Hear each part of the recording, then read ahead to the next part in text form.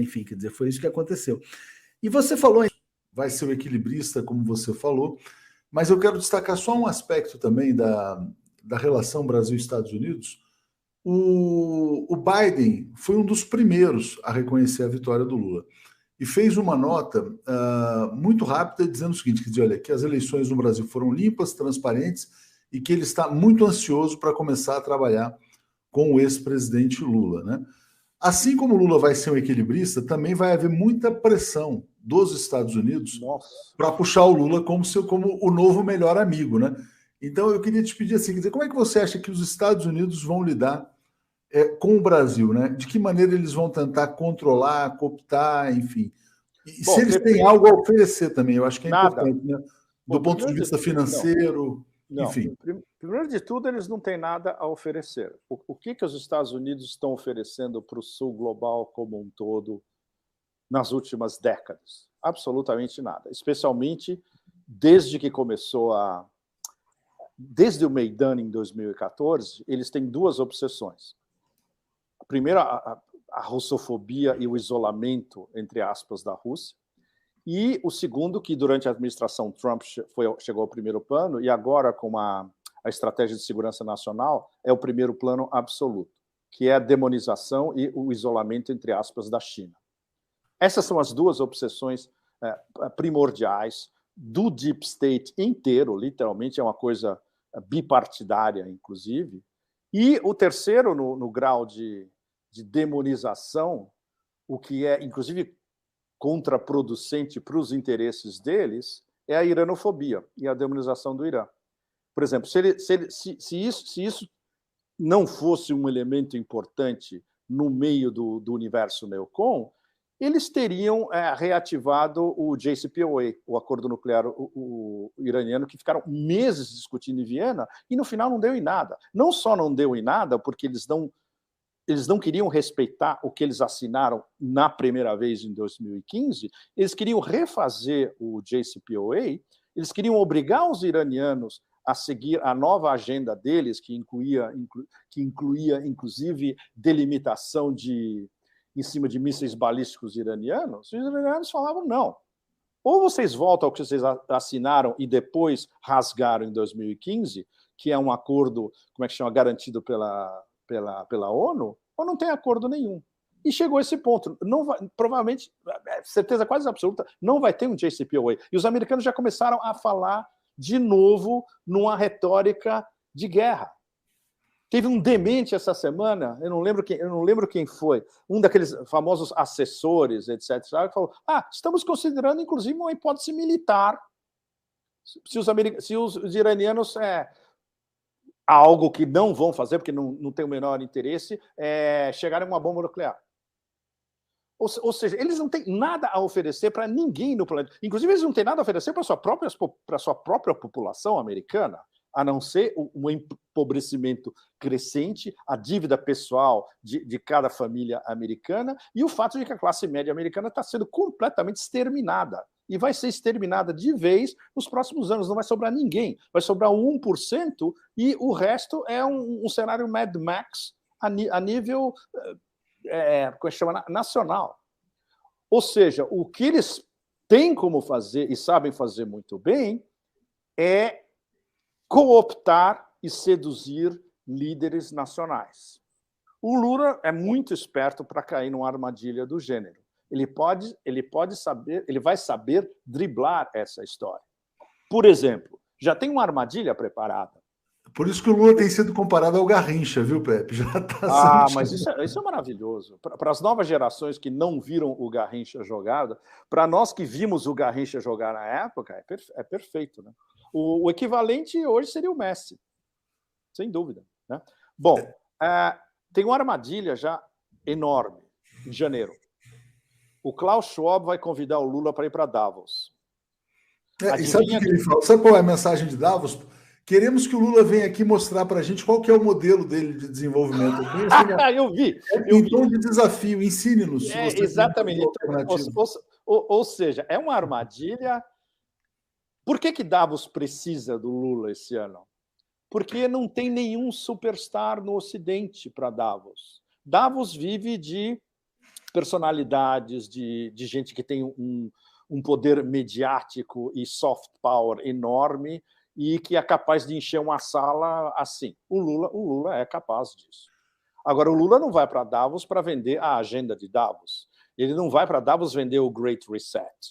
Ele vai vender o que ele quer fazer para o Brasil. Agora, veja bem, se ele chega a Davos e mostra a sua agenda de inclusão social, de erradicação de uma pobreza que se acelerou sob os anos Bolsonaro, etc. e tal, a gente sabe perfeitamente que a resposta vai ser...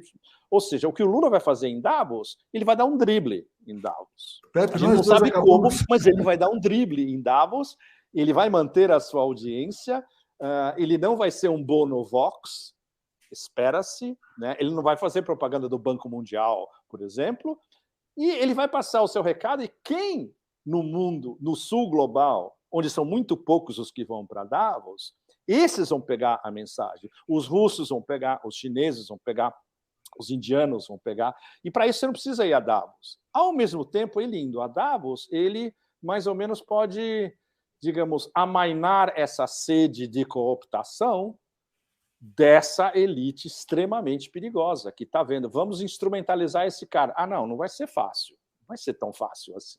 Bom, isso é o que a gente espera, né, Leonardo? Pepe, parêntese aqui, ó. Eu e você acabamos de ser nomeados, tá? Live maravilhosa. Pepe é um gigante com capacidade de escrever de forma clara e didática a geopolítica. Torço para que se torne assessor especial do governo Lula e ator diretor da TV Brasil. Então, diretor da TV Brasil. Duas nomeações aqui ao mesmo tempo.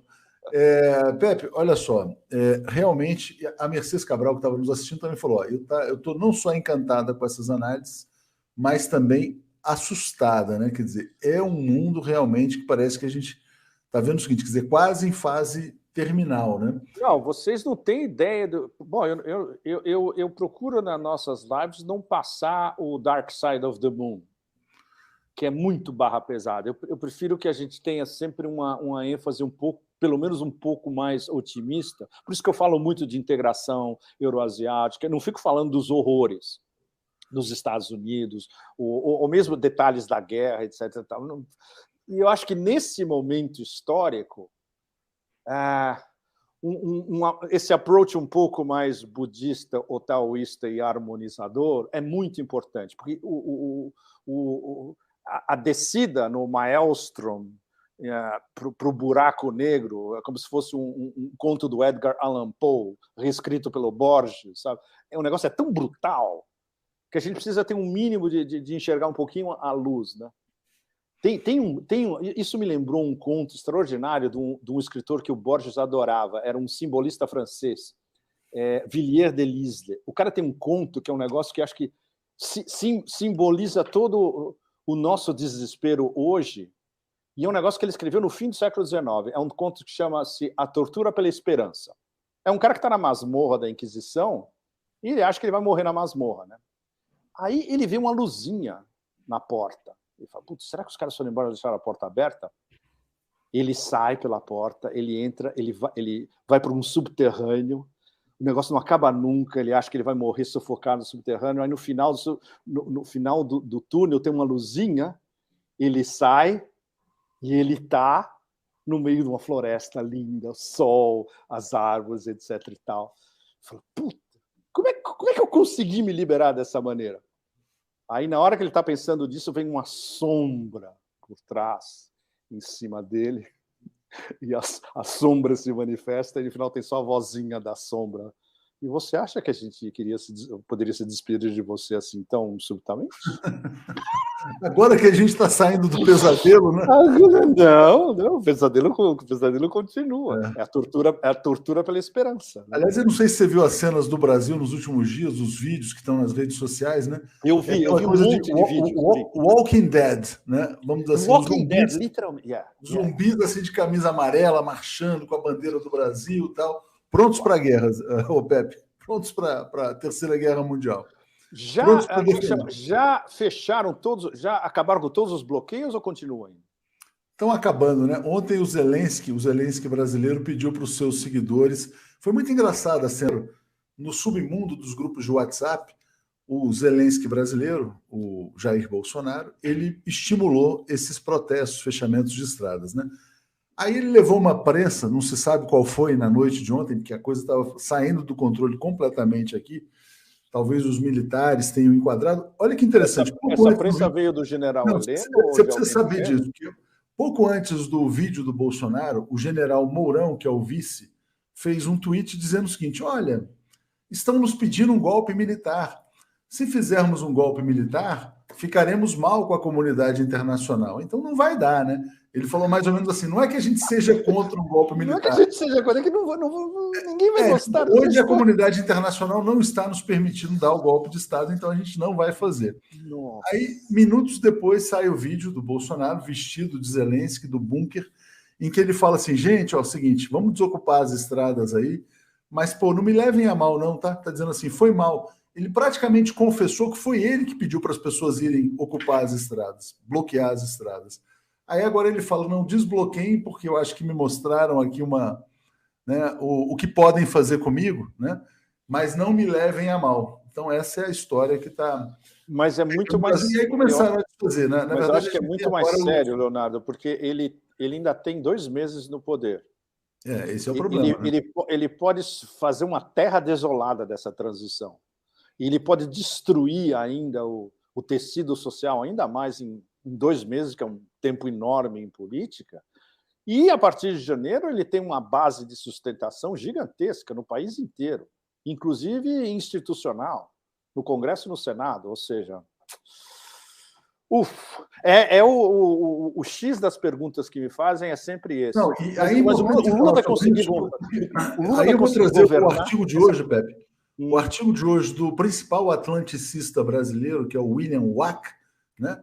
Ele escreveu o seguinte: olha, o que vimos no dia de ontem no Brasil é só um aperitivo do que será a oposição ao governo Lula. Então, é basicamente isso que você falou. Não, no fundo é isso. Vai ser isso. Exatamente.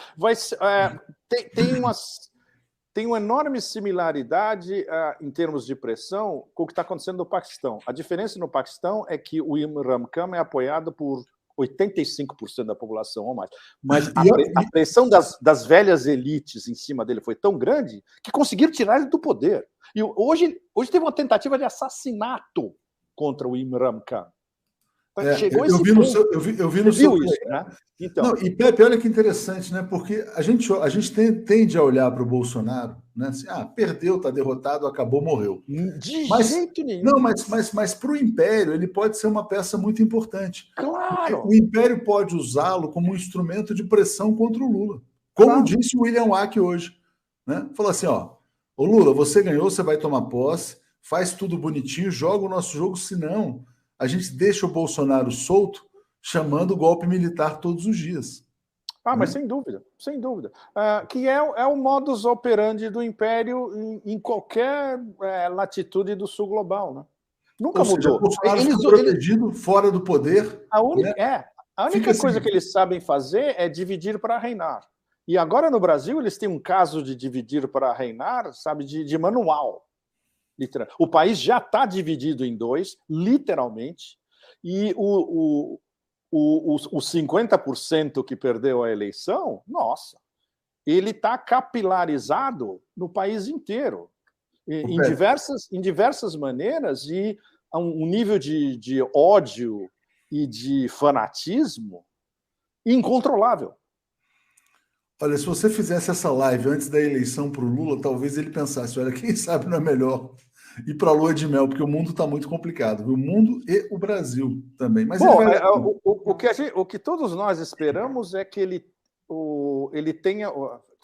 a idade é complicado, né, Leonardo? Ele está com 77. 77, você ter que trabalhar 20 horas por dia não é fácil.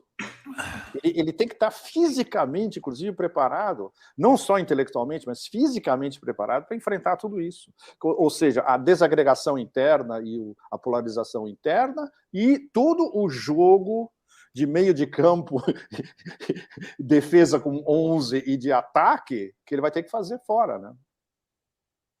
Certamente. Bom, Leonildo Pereira, só para fechar esse capítulo, está dizendo: ontem foi um dia muito simbólico, o fim do governo Bozo com um monte de zumbis na rua no Dia dos Mortos, que ontem foi Dia dos Mortos também. É uma cena, literalmente é uma cena do Walking Dead, né? O que você acabou de me dizer. É uma cena do Walking Dead, né? Exatamente, exatamente. Pepe, você tem tempo para a gente passar pelas mensagens? Aqui são muitas mensagens. Faça umas perguntas. Então vamos trazer aqui, vamos começar aqui lá de baixo, porque tem um monte aqui. Vamos começar aqui. Bom, primeiro era o Paulo Leme mandando um agradecimento, né? O Leandro, esse aqui do Leandro você vai gostar. Como o Pepe vê a imposição da agenda ESG por parte do pessoal do Fórum Econômico Mundial em cima dos países da Europa e do Brasil? Na verdade, ESG é o wokeismo empresarial. É o wokeismo empresarial. Isso, sim. Meio ambiente, sustentabilidade, ética, governança, aquelas coisas e tal. Uma das melhores análises, se vocês puderem, vocês vão no site do Global Research, façam um search do William Engdahl, os melhores artigos nos últimos meses sobre isso e sobre todo como é que chama? A especulação e a racket, ou seja, a racket como é que chama? A mutreta da chamada energia verde, a melhor análise é do William Engdahl. Está lá. É o que vocês precisam. Bom, o Marcelo Darana está dizendo que tem que combinar a festa de 1 milhão de inscritos aqui do 247. A gente está pensando o Pepe talvez venha ao Brasil no final do ano e talvez a gente faça um grande evento chamando todos aí com antecedência, evidentemente. Zé Morelli dizendo, a batalha pela eleição do Lula foi nossa batalha de Alepo ou batalha de Faluja.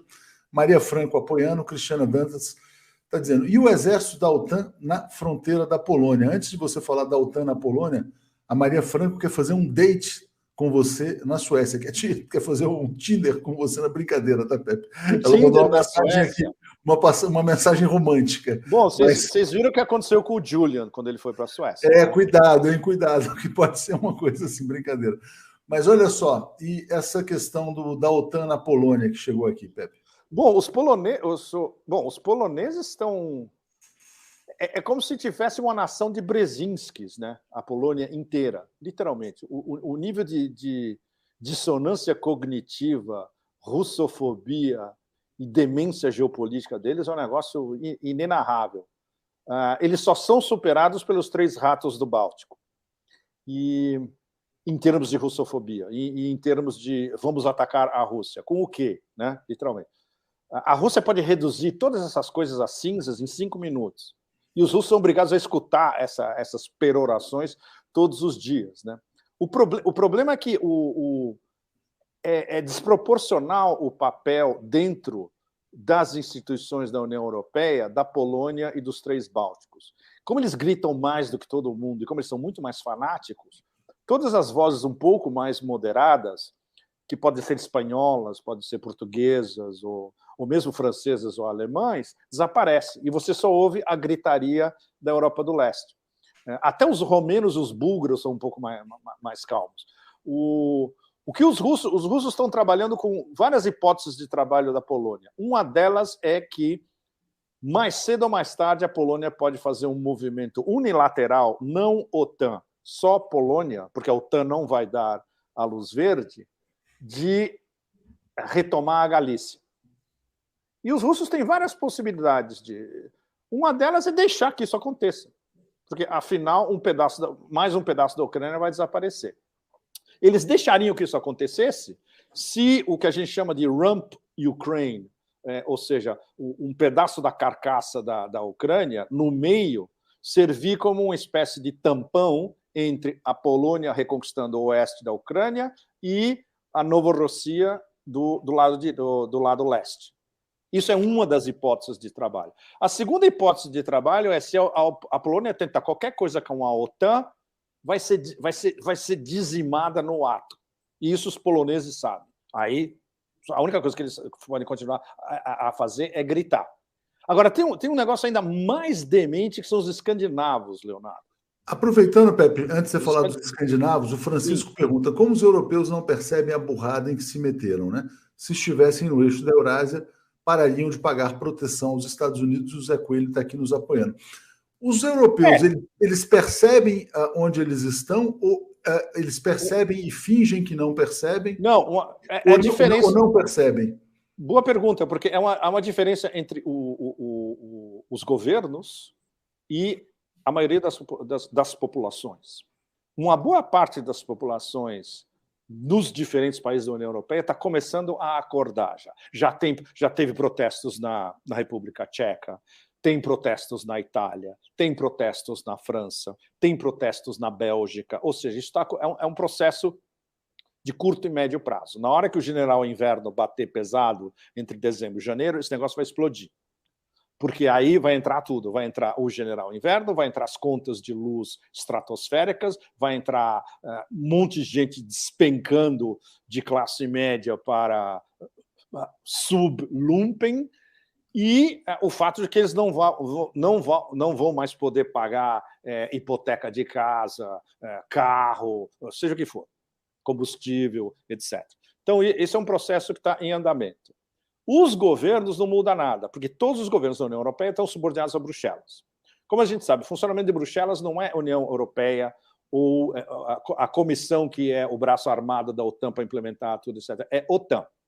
Quem manda na União Europeia é a OTAN. O que a OTAN fala, a Comissão Europeia tem que cumprir. Então, quem manda, entre aspas, tecnicamente, é o Stoltenberg na OTAN, que cumpre o que os generais americanos falam para ele. E aí o Stoltenberg passa para a Ursula von der Leyen o que ela tem que fazer essencialmente.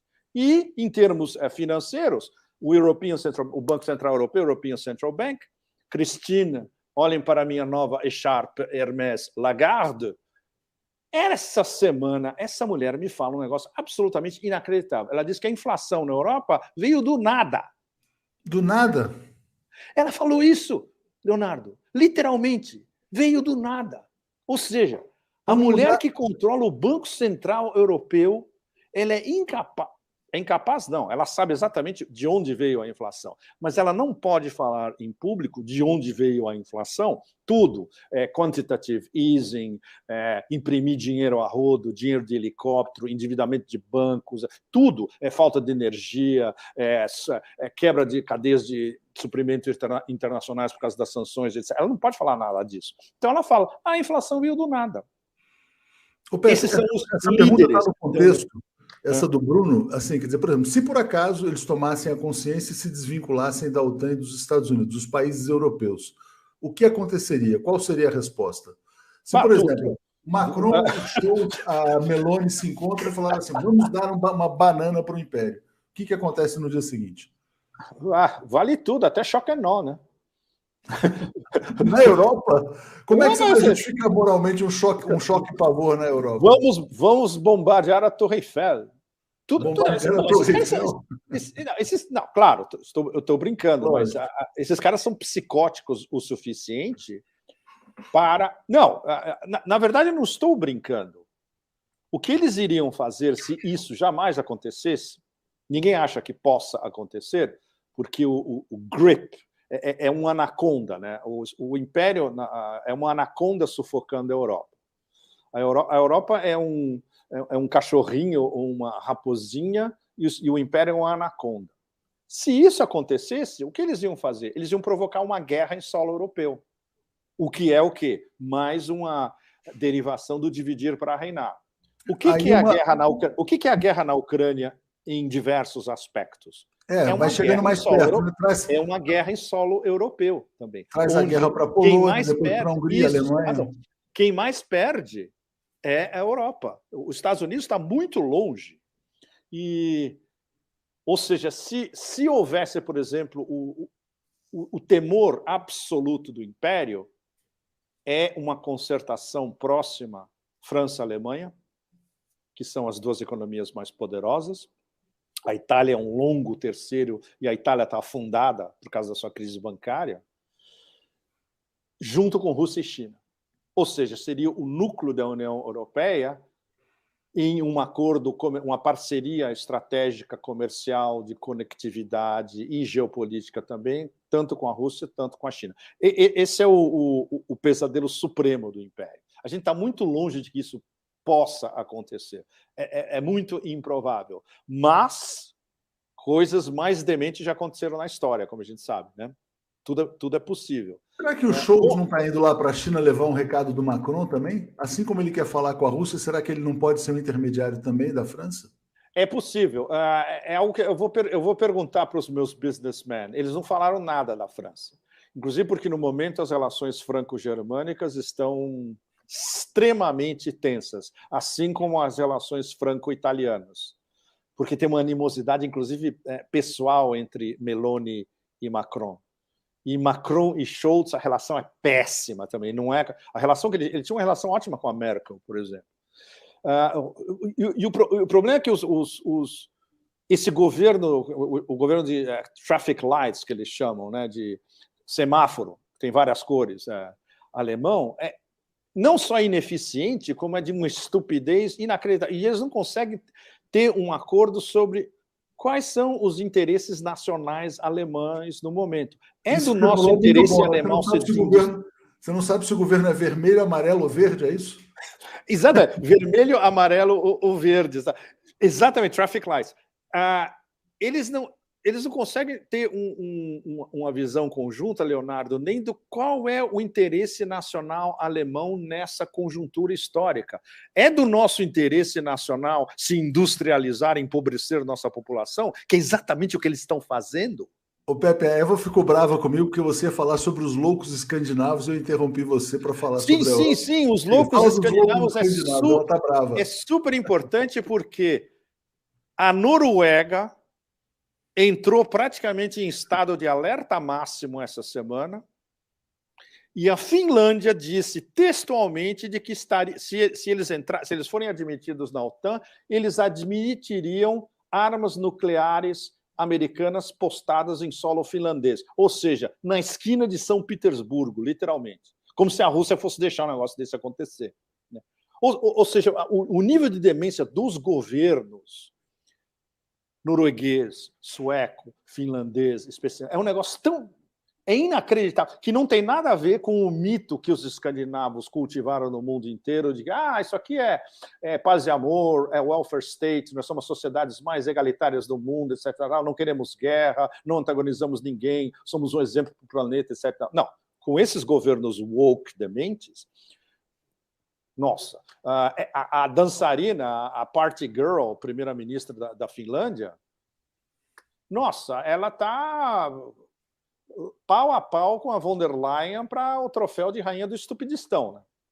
E a Noruega, que é extremamente complicado, por exemplo, um dos meus melhores amigos que estudam Eurásia a fundo, o Glenn Diesen, ele é professor da Universidade do Sul da Noruega. Ele estava em Moscou antes. Ele sempre, toda semana, me manda um e-mail dizendo: escuta, está impossível, eu não vou conseguir mais viver aqui. Eu vou ter que abandonar o meu próprio país porque eu sou taxado de putinista o tempo todo e daqui a pouco vai começar a ter atentados pessoais contra a minha família já foi ameaçada. Você acredita nisso? Ele é norueguês, a família é norueguesa, moram na Noruega. O cara é um scholar, um acadêmico, respeitadíssimo. E ele está sendo ameaçado porque ele tenta explicar para os noruegueses o que é a guerra da OTAN contra a Rússia. E isso não pode. Essa narrativa é cancelada. Na Finlândia, completamente cancelada. Na Suécia, completamente cancelada.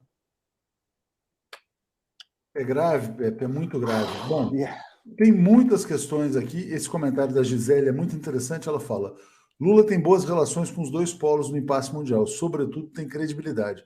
Sua eleição iluminou o planeta. É ponto de equilíbrio em meio ao caos para elevação vibracional da geopolítica. Gostei dessa formação. Para elevação vibracional da geopolítica tem um elemento kármico e espiritual na história também. Sabe quem poderia falar algo parecido? Pra vocês terem uma ideia? O Dugin. O Dugin está tendo uma análise geopolítica finíssima do que está acontecendo e, ao mesmo tempo, uma análise civilizacional e espiritual também. Mas tem que tomar cuidado, Pé, porque senão começar a falar que eu sou duguinista, eu vou começar a ser perseguido, porque eu nunca li uma linha. Não vou te botar no meio dessa fria. Não me põe nessa treta. Pode dizer que a culpa é minha, tudo bem. Me inclua fora dessa. Então é o seguinte, deixa eu trazer aqui, tem muita gente aqui que se manifestou e coisas muito interessantes, né? Essa pergunta do Axel, ele fala: queria saber se ele vê chances do atual presidente Bolsonaro fugir do Brasil para algum país que lhe dê abrigo, algum país tipo Hungria. A gente acabou de dizer, né, que talvez seja mais interessante para o Império deixar aqui como um pitbull contido, mas que pode sair da jaula a qualquer momento. Acho que foi mais ou menos. Não, e ninguém vai querer o Bolsonaro. E ninguém vai querer, né? E ninguém vai querer, Claro, exatamente. claro que não. Primeiro porque é uma ingerência externa e eles sabem que o Bolsonaro vai transferir o problema do Brasil para seja que latitude ele escolher. Ninguém vai querer um negócio desse. É muito mais útil você ter o dividir e reinar dentro do Brasil. E ele vai ser instrumentalizado por forças do Deep State, sem dúvida nenhuma. E veja bem, os republicanos agora ganhando os midterms, não se esqueça, os midterms a semana que vem. Terça que vem, os midterms. Os republicanos vão, segundo as projeções que a gente tem, eles vão fazer uma lavada no Congresso e certamente vão vencer o Senado. Olha aqui, Pepe, levam o Senado também. Esse artigo eu não tinha dado a importância quando eu vi, mas ele é importantíssimo mesmo, né? William Wack, 2 Brasis, dividir e reinar. Você acabou de falar isso, né? A insurreição bolsonarista é só parte da oposição que aguarda o novo presidente.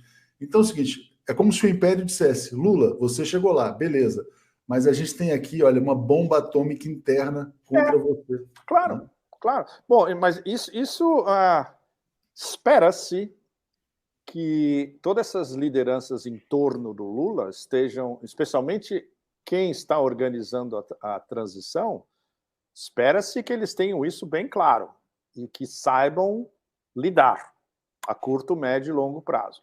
O Lula certamente sabe que o jogo de forças alinhado contra ele é monumental. Isso ele sabe, claro. O Celso Amorim sabe muito também, mas que o Celso com certeza sabe, claro. Está complicado, está complicado. Nunca foi tão complexo como agora, né?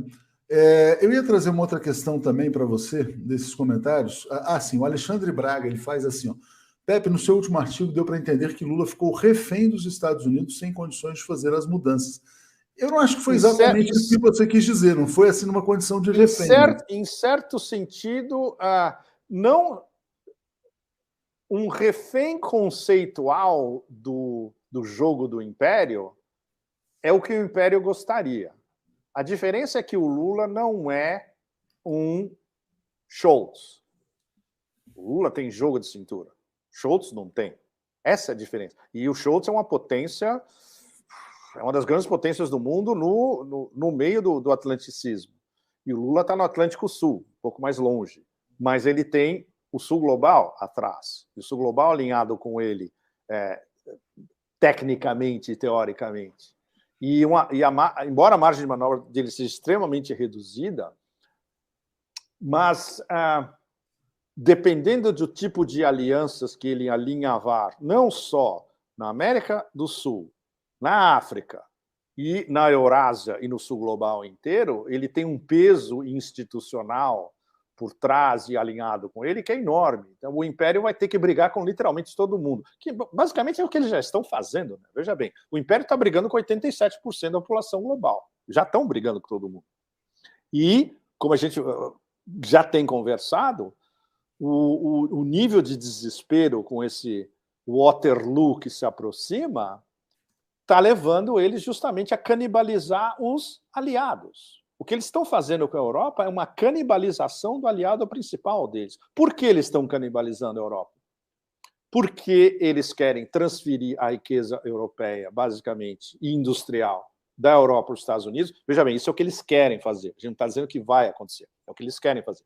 Transferir a riqueza industrial, a riqueza de know-how, as qualificações técnicas europeias para a economia americana, esvaziar as economias europeias como um todo, empobrecer a Europa e subjugar a Europa completamente ao atlanticismo, onde o que conta é Estados Unidos. E o resto tudo é um bando de vassalos empobrecidos e subjugados. É o que sobrou para eles. E o Lula pode mudar a equação na América do Sul, né, Leonardo? O Lula, como um líder da América do Sul, ele pode mudar a equação e, digamos, acrescentar o índice de soberania global da América do Sul inteira, latina inteira. Isso ele pode ajudar bastante. com as articulações que ele vai fazer na América do Sul e América Latina. Reindustrializar os Estados Unidos, desindustrializando a Europa, né? Sim, e os Estados Unidos já estão deindustrializados eles mesmos, né? Tem esse detalhe fundamental. A indústria que funciona nos Estados Unidos é o complexo industrial militar, que é uma economia paralela, que não vaza muito para a economia real, e Silicon Valley, que é tudo virtual. E o mercado financeiro internacional, que é tudo virtual, tudo digitalizado e tudo impalpável. Ou seja, a economia real em sentido de produzir matérias-primas, produzir produtos industriais de alta qualificação, os russos têm isso. Essa é a diferença, além de terem os natural resources, as riquezas naturais. É a diferença entre o tudo virtual americano de industrializado e uma Rússia industrializada, fabricando produtos de alta qualidade e com todo o manancial de recursos naturais possíveis e imaginários na terra deles. Eles não precisam importar literalmente nada. E o Brasil tem vários pontos onde o Brasil, em paralelo com a Rússia, o Brasil tem tudo o que precisa, basicamente. Tudo. Deixa eu só fazer uma passagem rápida aqui por vários comentários, senão a gente não vai conseguir. Toma uma água aqui, aí eu já te passo daqui a pouquinho. O Carlos Henrique aqui pedindo likes, né? Zé Gedel falando Pátria Grande e BRICS. Carlos Saul, curioso que quem mais falou em energia eólica foi Bolsonaro, principalmente no segundo turno. Eu vou te fazer uma pergunta sobre eólica. O Luiz Antônio está apoiando. O Axel está perguntando, internacionalmente, quem foi o principal responsável e cúmplice a bancar o psicopata Bolsonaro na presidência? E o Pepe está deixando claro que ele era uma peça do Império também. Ana Luísa está nos apoiando. Bruno Rezende dizendo se haverá o surgimento de países não alinhados, como na Guerra Fria. Sérgio Rodrigues apoia. Olavo Lins, impressionante a didática do Pepe. Cristiana Dantas pergunta se a Bielorrússia entrará na guerra. Arnandes pergunta quantos idiomas o Pepe fala. Emilene fala assim, Pepe, tendo em vista as forças que se levantaram somadas à herança colonial, como nos preparar para os próximos anos? Revogar a lei da anistia, né? E acabar com política. Acho que ela fala, na verdade, em punir os crimes dos militares. E os crimes dos militares. Isso não vai rolar no Brasil. Duvido que vá algum dia. É muito difícil. Mas sobre essa questão de eólica, né? E de fato há um foco ambiental muito grande e tal. Quando você vê, por exemplo, por que o Império aposta tanto nessa questão da transição energética, fora a questão ambiental, salvar o planeta, etc., mas a indústria, quem mais se beneficia dos investimentos em indústria eólica? Quem mais lucra com isso? São os Estados Unidos, a GE, enfim, são indústrias europeias, nórdicas, indústrias alemãs. Qual é a indústria que mais... Eu não tenho um breakdown de números. Isso é uma coisa a ser... Legal vocês me chamarem, eu vou trabalhar nisso a curto e médio prazo, para ter um breakdown por país e por números de quem está lucrando com essa história. É porque tem alguns dos políticos soberanistas que são antiglobalistas, assim, quer dizer, que questionam muito a questão da energia eólica, né? Vamos dizer assim, o investimento que se faz, o retorno que se tem em termos de energia. Então tem muito questionamento em tudo que é colocado como energia verde, né? Então, só para deixar essa pergunta no ar. Leiam o Engdahl. O Engdahl dá para vocês o macro picture da história toda, que basicamente é uma mutreta gigantesca para quem pode lucrar com energia verde.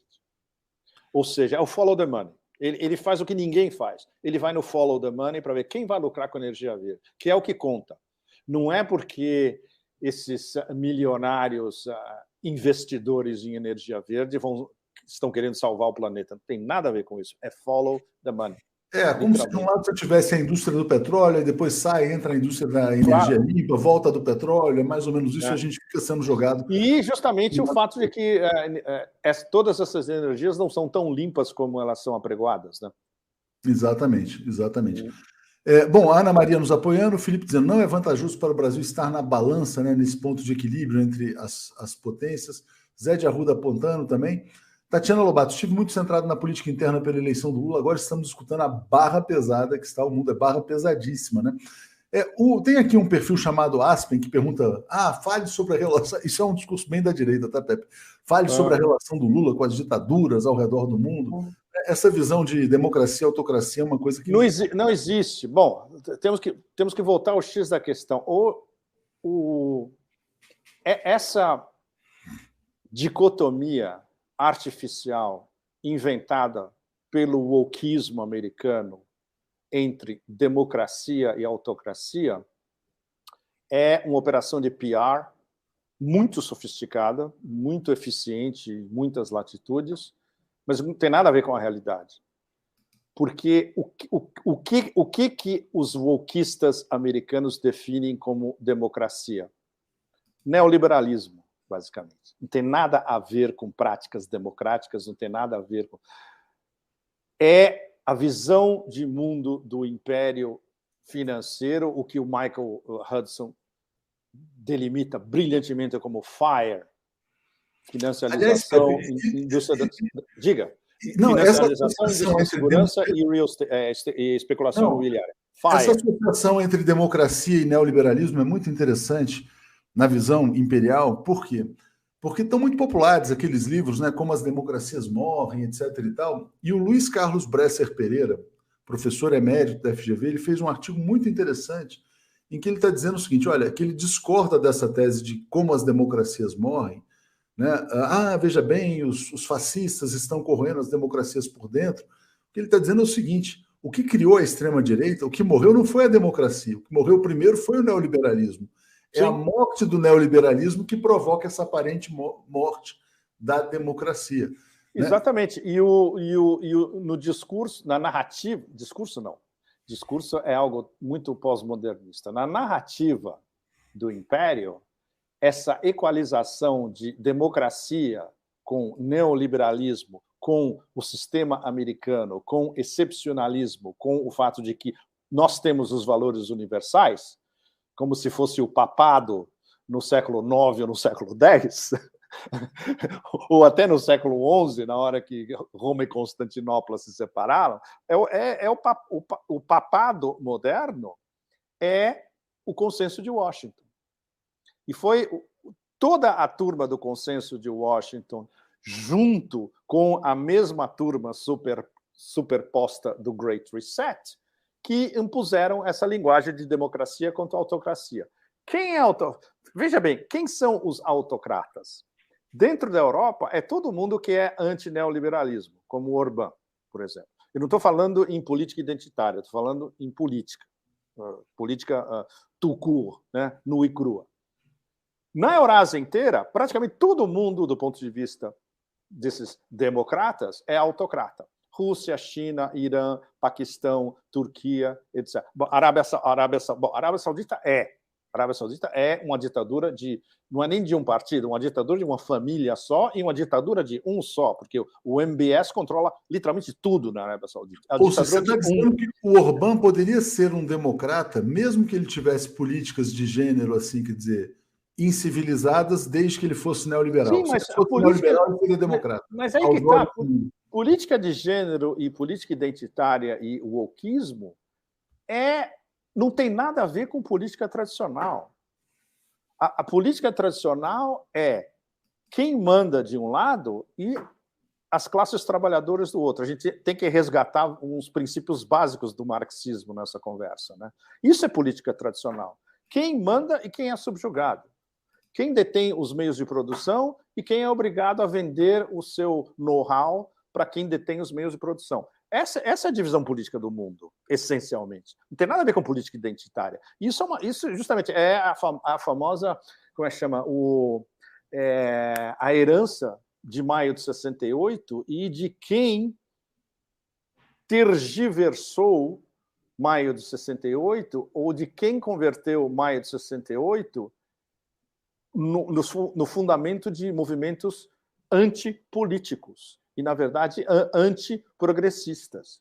Daí essa leitura super importante, essa releitura super importante que pouquíssimos são capazes de fazer hoje, e um deles é quem eu cito sempre para vocês, o professor Andrea Zoc, da Universidade, professor de filosofia da Universidade de Milão, que essa semana, mais uma vez, escreveu um artigo absolutamente brilhante. Ele cunhou agora o estado em que a gente vive pós-Agamben.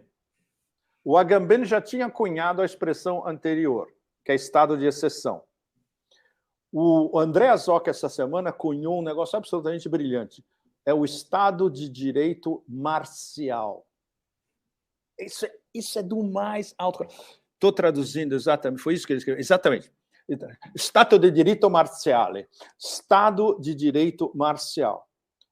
A Europa vive um Estado de direito marcial. Se você contesta os fundamentos do Estado de direito wokista europeu, eles vão para cima de você, que é o que os Gilets jaunes tentaram fazer na França. E você viu como eles foram atacados de todos. O establishment francês caiu matando em cima dos Gilets jaunes, que era um movimento de grassroots, de baixo para cima, de trabalhadores. Era um movimento de política tradicional, de gente explorada, protestando contra o 1% e protestando contra a estratificação político-social, socioeconômica europeia. Caíram matando em cima. Então, por exemplo, durante a pandemia toda, o que estava em vigência era um Estado de direito marcial. Se você era contra, você podia terminar na cadeia, eventualmente. Cancelado, certamente. E a cultura de cancelamento, o fato de ser uma derivação desse wokeismo todo, isso não tem nada de político. Isso voltando ao Foucault, isso é biopolítica aplicada. Que é uma época que, na época, o Foucault não conseguia...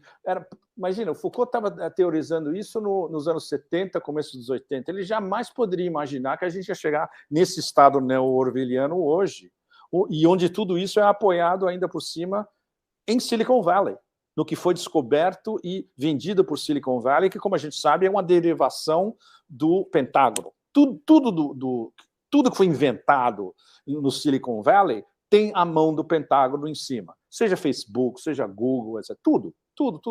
Ou seja, é um sistema marcial como um todo, disfarçado em Estado de Direito. Daí essa contradição entre direito e o impulso marcial do deus da guerra Marte. E o brilhante nesse conceito do Zoc é que, como é que chama? Mixa tudo. É um conceito pós-modernista. Funde tudo. Que é o que a gente está vivendo hoje, né? É um marcialismo digital, a gente pode falar disso, é um Estado marcial imposto por Silicon Valley, absolutamente correto. Essa qualificação que o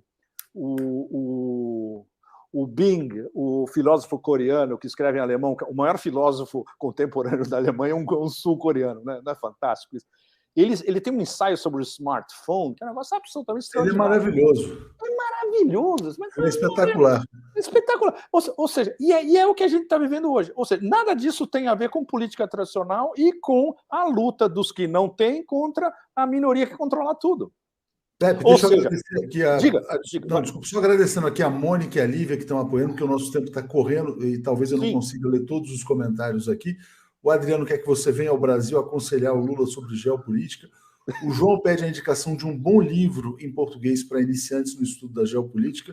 Em português eu não tenho ideia. Mas tem o Império do Caos de Pepe Escobar, né? Então esse já Olha, eu recomendaria, se tiver em português, o Full Spectrum Dominance do Engdahl. Traduzir em português, você deve saber, Leonardo. A dominação do espectro total. Dominação do espectro total. Não tem em português. Isso seria uma introdução excelente. Excelente. Os livros do Chalmers Johnson, talvez. O primeiro deles, Blowback, deve ter em português. Para vocês entenderem como funciona a demência do Império e como tudo que o Império faz termina gerando uma contrapartida, o Blowback, esse livro é fundamental. Quem sabe, na sua eventual vinda ao Brasil, a gente não organiza com algum editor, né, uma coleção geopolítica, né? Isso seria uma coisa fantástica. Alguém que se dispusesse... Seria bárbaro. E tem muita coisa que não vai custar nada, porque são pequenos editores, por exemplo, não tem os direitos autorais. E você pega um cara desse como o William Engdahl, né? Ele escreve muito mais pelo prazer de difundir suas ideias. O William não ganha dinheiro, os livros dele são editados por pequenos editores. Exatamente. Ele faz isso como um serviço de utilidade pública. Serviço de utilidade pública. O Jorge Luiz fala assim: qual estratégia você recomendaria ao presidente Lula para escapar do cerco do Império e poder usufruir do lado multipolar do mundo? É o que a gente vai ver a partir de janeiro. Na verdade, só acompanhar o equilíbrio dele vai ser um trabalho de 24 horas, 7 para todos nós, né? Eu prefiro não prever nada. E a gente vai ter uma ideia melhor se ele for a Davos e o que ele vai falar em Davos. Aí a gente vai ter uma ideia de como ele vai começar a jogar.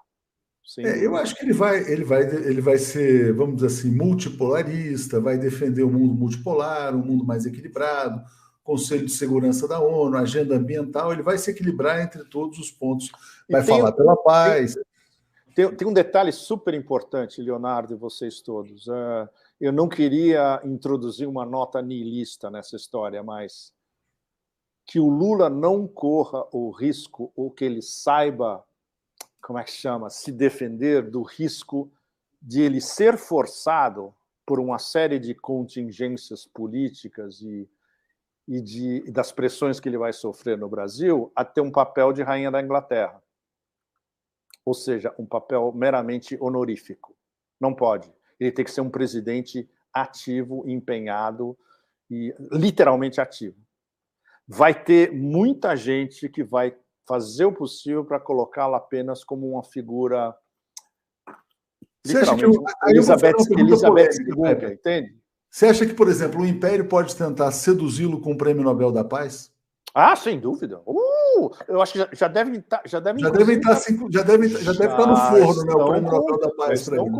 Já estão conjuminando, sem dúvida. Claro. Mas não vem de graça, né? Como é que chama? PhDs honoríficos em todas as grandes universidades, Prêmio Nobel da Paz, convidado para... Mas, o Milton Friedman já dizia que não existe almoço grátis. Existe Prêmio Nobel da Paz grátis? Não. E no caso dele seria grátis, né? Porque ele não fez nada para eles ainda. Então, mas não teria que fazer para ganhar? Claro. E aí é que a gente vai ver se ele não vai se dispor a fazer, em tese. É o que a gente espera, justamente. E isso trairia todos os seus princípios. Se ele fizesse, trairia todos os seus princípios. Mas, enfim, eu concordo com você, mas de qualquer maneira, assim, quer dizer, ele é o personagem que está desenhado para isso, né? Quer dizer, 580 dias preso, uma volta triunfal. Tudo. Tem tudo. Derrotou o demônio, né? Ele é o filme inteiro. O plot inteiro do filme é ele, exatamente. Exatamente. Não, e assim, quer dizer, ele se fosse filmar a história, não precisava nem de roteirista, né? Já estava pronto. Filma a história dele direto, claro.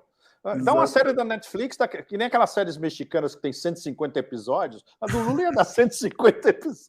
Eu acho que a gente está aqui, Pepe, assim, na verdade, no nosso caso aqui, mais ou menos 10 anos, né, nessa novela da perseguição, enfim, de tudo que aconteceu no Brasil. Bom, aqui só para tentar contemplar todo mundo, né? A Regine falou assim: vamos reconhecer que ninguém quer ficar debaixo do manto putinesco, também está dizendo. Ivani, os raivosos estão em clima de gincana, não terão fôlego para lutar, pois a política exige mais do que paixão. Marcelo pedindo a sua vinda aqui como DJ numa festa. Paulo Góes, que ótimo, novo encontro Comunidade 247 com o Pepe. Paulo Barbosa, Lula é o cara certo para esse mundo complicado, tem saúde, tesão e moral para dar um show. O Zé Neto pergunta se você vê um perigo real para o Brasil do interesse do Elon Musk no lítio. Aliás, você já vê alguma mudança importante no Twitter com o Elon Musk? Nada. Por exemplo, o Scott Ritter, ele fez um teste. Nós somos cancelados na mesma semana, né? O Scott e eu. Isso. O Scott fez um teste. Elon, posso voltar? Não, e aí não voltou. Não, ele abriu uma conta nova, ele não mexeu na conta dele antiga. Ele abriu uma conta nova com um nome diferente. A conta durou um dia. Então ainda não mudou nada, né? Eu fui na minha conta de novo, botei um tweet, I'm back. Imediatamente veio sua conta está suspensa, não sei quando veio aquela palhaçada. Minha conta está lá, está suspensa. Todas as nossas contas canceladas estão lá. Mas suspenso, não mexeram em nada. E aí eu tenho uns amigos californianos que falaram: olha, ele vai fazer isso, mas não é agora. Ele quer primeiro demitir. Parece que amanhã, sexta, Leonardo, ele vai demitir metade da Twitter. Literalmente. O rumor hoje em Nova York é de que amanhã vai ter a demissão em massa. Depois que ele demitir todo mundo, parece que vai sentar o board e aí eles vão tomar as decisões, inclusive a decisão crucial, que é vamos reabrir tudo que está cancelado ou não. Mas isso é um negócio que vai demorar talvez ainda algumas semanas. Ou pelo menos reabrir o Trump, né? Que seria um passo aí importante. Bom, a primeira a ser reaberta seria o Trump. Né? Exatamente. Bom, o Lucas dizendo, Pepe, moro nos Estados Unidos, não sei quando volto para o Brasil, me assusta bastante o que você falou sobre o que pode acontecer aqui, talvez eu deva voltar. E o Robinson fez uma pergunta aqui muito Depende de onde ele mora nos Estados Unidos. Você, dependendo de onde mora nos Estados Unidos, você está alheio a tudo. Por exemplo, se você mora no interior do New Mexico, é uma maravilha, é lindo, é fantástico, e você está longe de tudo. Tem aquela geologia fabulosa, é um dos meus lugares de coração. Porque quando eu escapava dos Estados Unidos, eu ia para o fundo do New Mexico. Que era onde o Paul McCartney tinha casa. Ele tinha um sítio lá, se eu não me engano. Não, você lembra que o D.H. Lawrence, quando chegou no New Mexico, ele se apaixonou tanto que ele foi morar no New Mexico. Eu acho que aconteceu exatamente isso com o Paul McCartney. Acho que foi lá, não sei se foi Arizona, acho que foi Novo México, sim. E o Robinson está dizendo assim, Pepe Léo, se Lula for patriota e soberanista, ele estará atrapalhando o projeto do Reset All da Agenda 2030? Totalmente. E veja bem, nós conversamos sobre isso. Ele vai na boca do leão em janeiro, se ele for a Davos. Ele vai literalmente na boca do leão. Ou seja, vai ser uma das demonstrações na vida do Lula de maior swing político é o que ele vai extrair de bom para o Brasil indo a Davos. O Pepe, realmente a vida do Lula é um negócio assim impressionante, né? Um menino pobre que sai do sertão de Pernambuco, né? Vem na boleia do caminhão para a cidade de Santos, mora numa casa com um monte de gente, vira presidente do Brasil, vai preso, sai da prisão, volta à presidência. Nesse contexto mundial, estou começando a achar que esse cara é meio, tipo assim, tá naquela categoria. Do ponto de vista de soft power do Império, mais cedo ou mais tarde, a Netflix vai, o nosso hit global vai ser uma série de 5 seasons, Vida do Lula.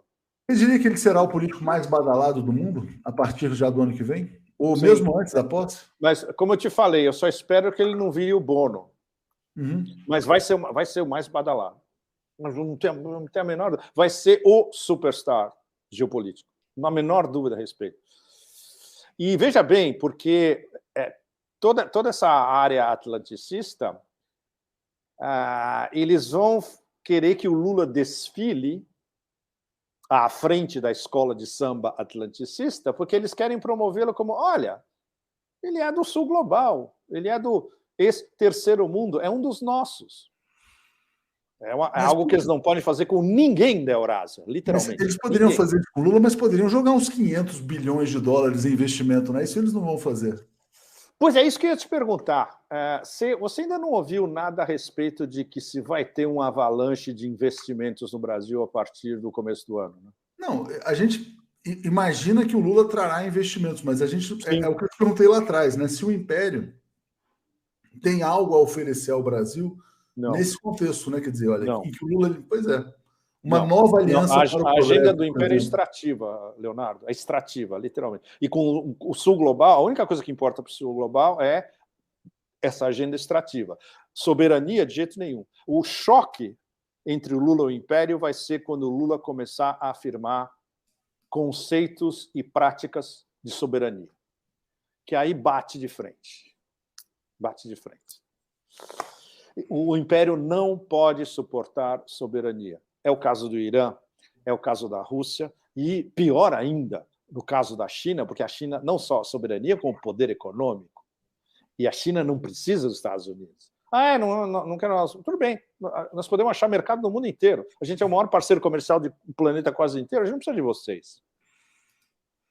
Bom, Pepe, eu vou agradecer bastante aqui ao Jairo, a Lívia, que nos apoiaram, vou agradecer a Elaine também. Pepe, vem ajudar o Lula. E aí te passo para a gente fazer uma palavra final, nosso tempo está chegando ao fim, uma super live aqui, realmente passou por muita informação. Te agradeço bastante, Pepe, e só deixo avisado que estamos planejando uma eventual vinda do Pepe ao Brasil, talvez ainda nesse ano de 2022. Aí nós vamos ter que lotar assim, um estádio de futebol, né? Mas enfim. No Morumbi. Vai ser igual o show do Frank Sinatra. É. Bom, eu sou paulistano, tem uma época que eu morei perto do Pacaembu. Então a gente enche o Pacaembu, pronto, vamos fazer um evento no Pacaembu. Bom, isso, olha, voltando ao começo, o mundo que o Lula vai herdar é Império contra Eurásia. Mundo dividido em dois. O Brasil vai estar, com o Lula, o Brasil vai estar literalmente no meio, e isso vai exigir dele uma capacidade de articulação e de swing na defesa, no ataque, no meio de campo e no gol, para conseguir justamente se equilibrar entre esse mundo já dividido. E com o agravante de que essas elites que dominam o império, as elites por trás do império, que são bipartidárias, que são as grandes fortunas, que são os grandes investidores que não aparecem em lugar nenhum, porque eles não precisam aparecer, que eles são ocultos, os caras que controlam a malha acionária de gigantes como BlackRock, Vanguard, State Street, ou seja, a grana ultra barra pesada de assets distribuídos pelo mundo inteiro, tal. Eles estão começando a ver que o jogo para o lado deles está ficando cada vez mais pesado, ou seja, o controle que eles achavam que eles tinham sobre o planeta inteiro está reduzido cada vez mais. Não está sobrando praticamente nada. Voltando ao nosso tema de que eles agora estão espoliando os próprios aliados, no caso da Europa. E no caso do Brasil, que tem todos os recursos naturais que você pode imaginar, uma enorme população, uma capacidade industrial enorme e uma capacidade de liderança do sul global, eles não vão deixar o Brasil, entre aspas, escapar de jeito nenhum, o que vai tornar a tarefa do Lula muito mais difícil. Então, esse é o mundo que ele vai herdar. É isso, gente. Obrigado ao Pepe, obrigado a todo mundo que veio conosco até aqui nessa live e até a próxima oportunidade. Valeu, Pepe. Obrigado a vocês. Tchau, tchau. Abração.